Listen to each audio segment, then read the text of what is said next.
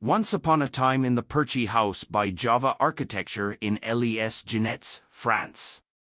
A family inherited from their grandfather a house in the Perche region in Normandy. The building was situated in a clearing in the middle of a wonderful forested area. Even so, the family was attached to the existing house. They didn't really know what to do with it.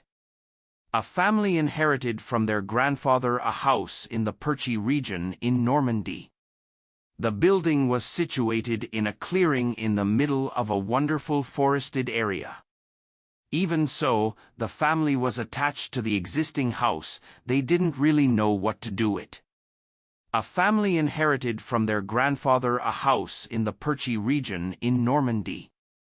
The building was situated in a clearing in the middle of a wonderful forested area.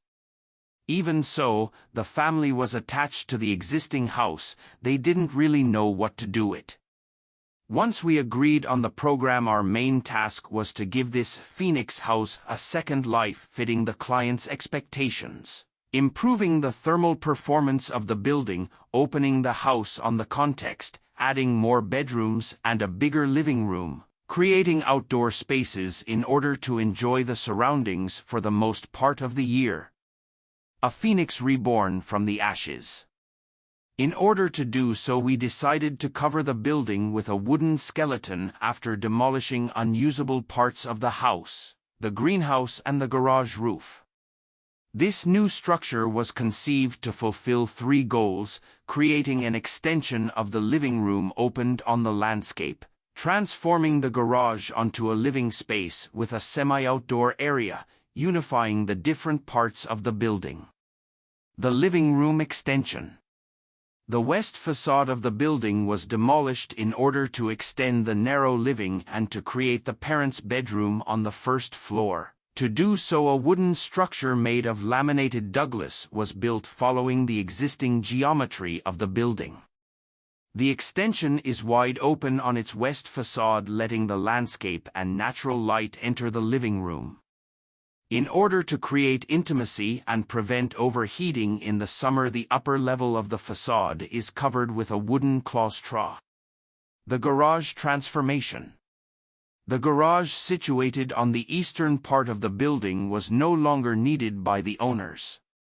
On the other hand, the family needed to have more bedrooms for the guest and an outdoor space linked to the kitchen in order to be outside during any season. We decided to use the same structure as for the western extension to create a second skin for the building, which was vertically extended to create a children's dormitory, while the first floor was transformed into guest rooms.